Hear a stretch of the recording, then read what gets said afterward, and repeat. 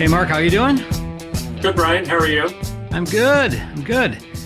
I know you were traveling a little bit. Did you have a good trip? Yeah, we went to Disneyland. It was fabulous. My grandson's birthday, so we had a great time. That's awesome. I heard you had a nice encounter with Minnie Mouse there. Minnie was, yeah, Minnie was a bit aggressive, but always sweet. Okay, well, that's I good. sent you the video, right? Yeah, you did. Yeah. Pretty Well, funny. well, we won't get into too much of that.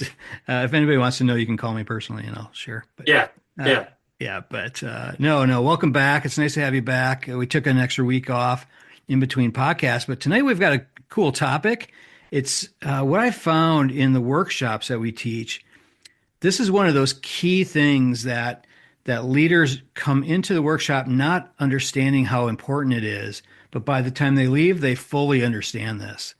So this is a critical one. I think our listeners, our viewers tonight should really take good notes on this topic. This is one of the things that we find leaders are really just they're they're not successful with this piece. They sort of think they are. They put a lot of kind of fluff pieces in around this, but they're really not super clear on it. So tonight we're going to be talking about setting clear expectations. And I know you've got some great stuff on this, Mark. Do you want to sort of walk us all through it?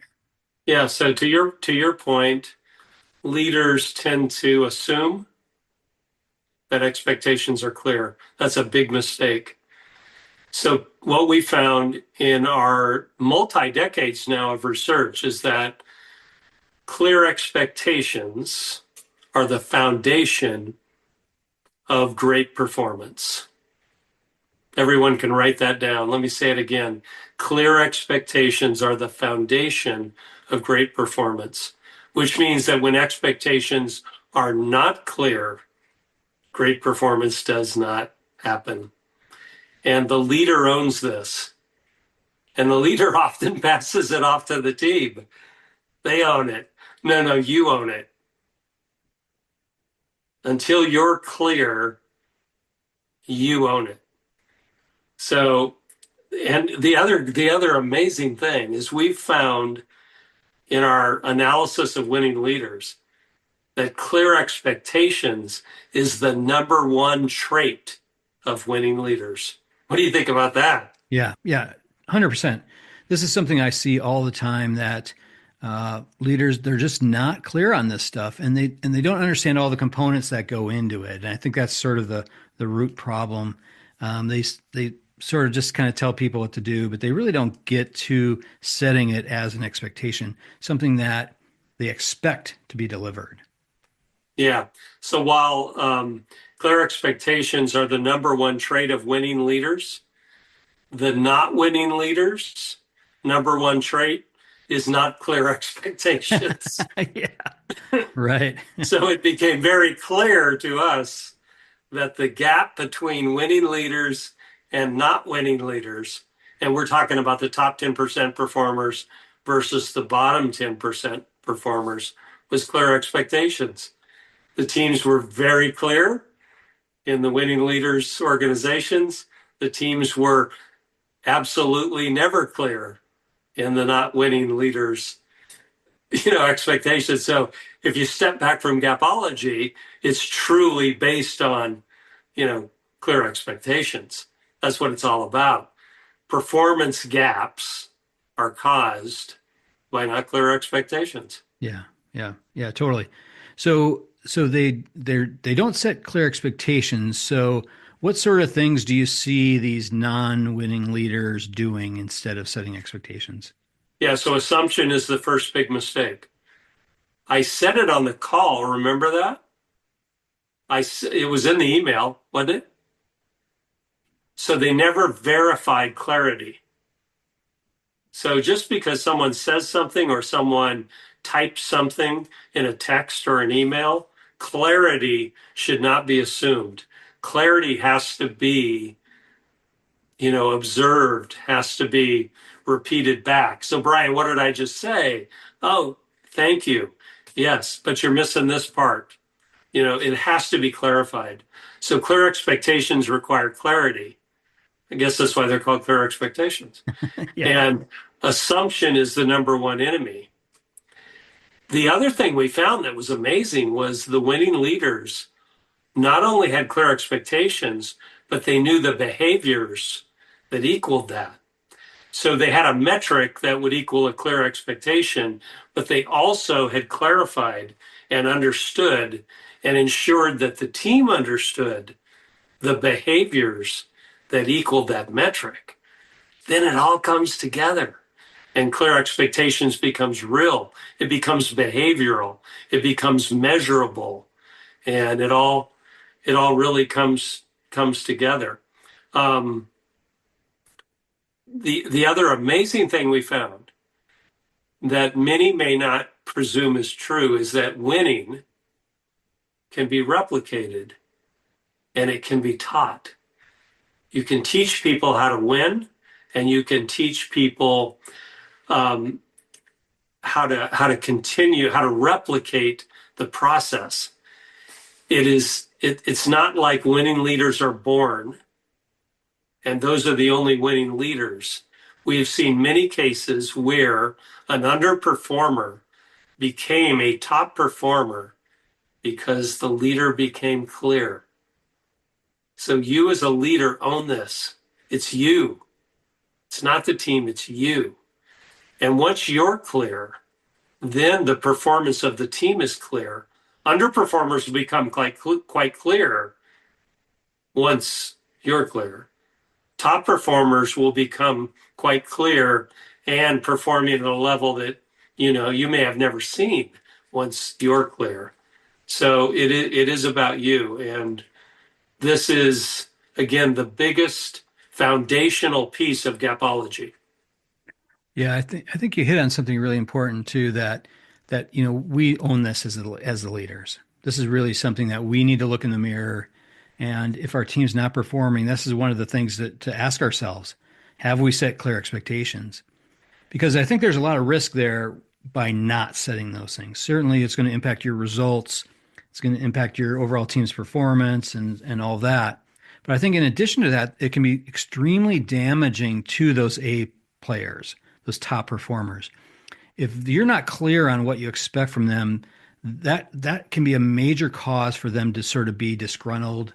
Looking at the commitment ladder, they might slide down to that grudgingly compliant level. If you're not clear on this stuff, they want to know how to win. They want to be led by a strong leader. All the rest are probably fine with it, but those top players, they want it. Yeah, one of the best friends you have is the habit ladder. So Oh the yeah, habit ladder actually allows you as a winning leader to know if you are clear. So the bottom step of the habit ladder is communication. Do not assume that you've done your part because you think you've communicated it. The second step up is verification. You ask everybody to walk you through it and you verify that they understood. That goes so far in terms of ensuring you were clear. The third step up is to ask for their commitment and agreement to do it. That's huge. And then practice and feedback is the next step, which again tells you again whether you were clear and whether they can do it. And then that creates habit. So when you're looking for a consistent rhythm of behavior, the habit ladder is a best friend in ensuring clear expectations. I don't think we called that out in Gapology. We sort of assumed it was a natural, but man, it works so well. yeah, yeah. We initially were just looking at it through the lens of training, but ever since we started teaching this stuff, we see that habit ladder being applicable many times in many different scenarios in meetings, setting up meetings for success, to ensure that you've, validated the communication, understanding agreement, practice, anything that you're trying to deliver out of that meeting, needs to get through all those steps. It's amazing how that fits into these different areas. So yeah, Yeah, it's a powerful tool. the habit ladder works Yeah. everywhere, Yep. Yep. all the time. So when you step back from this a bit, when there is a performance gap, it's a gap between the expectation that you had and the actual result. So you have to get there first. And both the expectation and the performance result have a metric that you can measure. You know, wow, we expected this, but only got this. You need to also then define the behavior. We expected this, but didn't get it because of this. That makes it very clear. So once a leader can get to the point where they truly understand performance gaps, how they happened, closing them becomes relatively easy, and great performance is right there on the horizon. So again, a performance gap is the difference between the expectation and the actual result. And that again is foundational for Gapology. Yeah. Yeah. I'd like to hear a little bit more about how you see expectations differing from goals or, Oh yeah. a mission or something like that. How does Yeah. that differ? Because I think this is a point of confusion people have. Yeah, yeah. So goals are really a red flag. Whenever I hear we have a goal, so a goal is sort of a nice to have, something we're shooting for. It really becomes optional. Be great if we could get there. It's a goal. An expectation is, no, we got to deliver on this. This is the number we need to hit. You need to produce this number. It's a totally different mindset. So the winning leaders did not talk about goals. They talked about expectations. They were keenly aware that an expectation and a goal are two different things. So again, goal for me, red flag, Yeah. red Yeah. flag, optional, Right. optional. Right. I look at it as it's something that we will deliver because you're expecting to deliver it. We It's got not, to deliver it. yeah, it's not that you're shooting for it, but you're Yeah. going to deliver it. Yeah. That's We need this. that's the Figure it out. expectation. Yeah. Yeah. Yeah. Yeah. Yeah.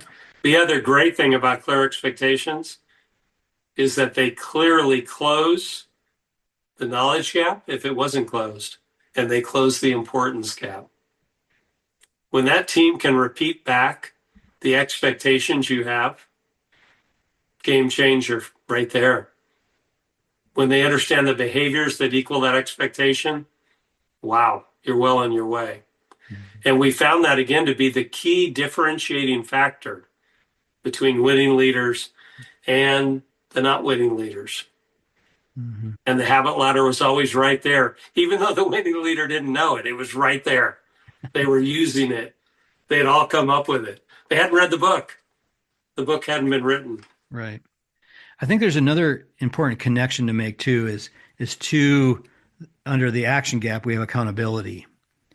So without setting those clear expectations and validating understanding and agreement and those things, you you can't hold people accountable.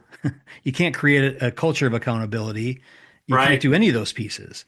And I think that's an important distinction. So, when leaders look at their performance overall and they're like, I need to rate up my team or I need to discipline or I need to do any of those things, drawing that connection back to your effectiveness on setting those clear expectations is really one of those first fundamental things that you have to do. Yeah. And again, to repeat back something I said earlier, we have found over and over again that an underperformer can become a top performer when expectations are clear. The gap was the leader. The underperformer was not clear on what was expected. Once total clarity was gained, they became a top performer. Think about that. So, those of you that have underperformers on your team, start with you. It may be you. Are you clear on the expectations? Go back over it, go back through it, have them walk you through it. It's quite interesting how many underperformers we have seen that became top performers, or at least middle performers, by having clear expectations. Right, right. The leader's the key. Yeah. Yeah. So, a question that comes up often, Mark, in our workshops and so forth, is how do we determine what that expectation should be? These leaders are sort of sitting in a boardroom talking about what needs to happen. How do they determine what's possible? Well, one of the things we did is we looked at the range of performance by leader. And then we looked at the top performers and said, wow, maybe this should be the expectation. So then we went and spent time with them and observed the behaviors that created these top performers. And we came to realize that, yeah, we can do this everywhere. We just weren't spreading the knowledge. So often your top performers are giving you a glimpse as to what's possible. And it's likely far beyond how you're performing as the leader in total. So go observe the behavior and determine if it can be replicated. If it can be replicated, there's your new expectation. There's your expectation for all. And again, it's a metric, a number based on what you're doing, and it's a set of behaviors that equal that. You need to go there and just observe and learn. Again, likely the top performers on your team are outperforming you.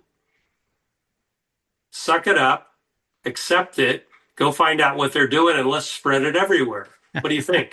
Yeah, no, for sure.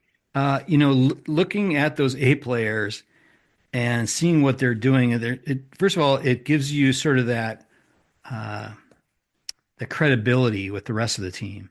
When you're setting an expectation, you can point to this group of people. This is what they're doing. This is why they're winning consistently. These are the behaviors and these are the results. The behaviors is what's getting there, and you can sort of coach to those behaviors. The other piece I think that's a big benefit there, Mark, is with those A players. If you point all this out and you lay it out for the rest of the team that they're sort of the example, they can then be your ambassadors to carry the expectations forward. So you can't always be with the team. They have this peer group of supporters and so forth. Having them as your ambassadors, I think, gives you extra power there. Yeah, they can definitely mentor, Yeah. as you're describing. Yep. They likely came from a different place to get there. So they weren't always the top performer. They figured out how to get there. One of the things we've seen in the winning leaders is that they publish the results likely each week by person, by team, however you're structured, and they rank them so that every week it becomes clear who the top performers are and who the bottom performers are. Once you have that weekly ranking, if it becomes consistent at all, you know that the behaviors are likely quite different between the top and the bottom. And you can turn to that top group and have them walk the entire group through how they're achieving those numbers. The other thing that happens when they know you're going to publish the number with their name next to a number, it affects their performance for that whole week. So weekly publishing of exception reporting, which is what we call a ranking of the key metrics, really clarifies performance gaps and who the winning leaders are. And then you can go after, hey, what are you guys doing? Oftentimes we see people picking up the phone and calling them and saying, hey, how can I get where you're at? You're killing me. What's going on? And it's a significant behavior that winning leaders use to move the whole team forward, because that winning leader wants to be number one every week. So they're ensuring their behavior equals that throughout the week. And that bottom group may not want to be the bottom anymore. What do you think? Yeah. Yeah. No, and this is the exact connection to the accountability root solution. By measuring that stuff, posting it, putting names next to those results, that sort of starts to create that culture of accountability that we're talking about. But the sort of root of all that is setting these clear expectations up front, ensuring that you have a behavioral component, something that you can observe, look at, and that type of thing, and then having that result component, those metrics that you can measure, and you can point to those as the evidence of whether the behavior's in place or not. And all of that is the foundation for accountability. Yeah, that's huge. Yeah. We found one other exercise that we wanted to share with you that was significant. We were we were rolling Gapology to a nationwide restaurant chain, and they were struggling with what the expectations should be. And we asked them, what are some of the things you do 100% of the time? And we had the team explore that. And at first they came up with, yeah, there's nothing that we really do 100% of the time. And Brian looked at him and said, well, wait a minute, you don't clean the table after the guest leaves? Oh, well, yeah, we do that Yeah. 100% of the time. Oh, yeah, we do that 100% of the time. Yeah. You don't check the people out? You don't bring them a bill to pay and check them out at the end of their meal? Oh, yeah, we do that 100% of the time. So Brian started exploring with them, well, why do you do that 100% of the time? So then we were able to get to other things that could be 100% of the time rather easily, even within that context, that would drive performance off the charts. Could you offer gift cards 100% of the time at checkout? Well, yeah, that would be easy. Do you say thank you? So my point is by having a team explore what they do 100% of the time, it causes them to reflect on what clear expectations could be and how they can achieve a performance level that they hadn't really thought of. Because 100% is 100%. I go to In-N-Out Burger every week, and they repeat back my order, two or three times, depending on whether I'm at the window or drive-through.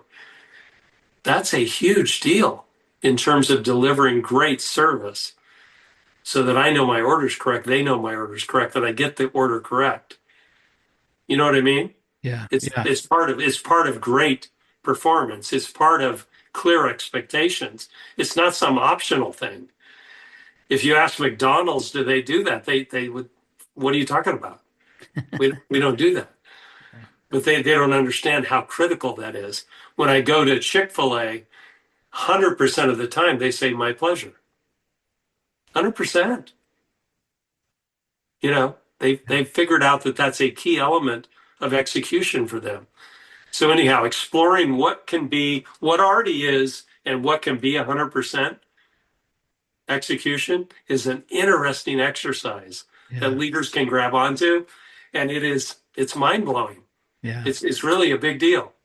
Yeah, I sort of forgot about that exercise until, right now we're in the middle of looking at our book, and we're revising it. We're going to be putting out a 15th anniversary edition. And so we're really going through each section and just updating some things, making sure we update it for, the modern world we're living in and so forth. And when I ran across that, I was like, oh, I totally forgot about that. We've never really talked about that on the podcast before, that particular exercise. It's Um, huge. yeah. And I think the key follow up to that is, when you do get them to share something they do 100% of the time, like cleaning the tables, asking the why. So why do you clean it after every customer? Why do you give them the bill and collect payment? And the reasons for it are always interesting. Well, we have cleaning standards, we have OSHA and all these things, right? We want to collect our money so we can pay the bills and pay our staff and so forth, and all these reasons, right?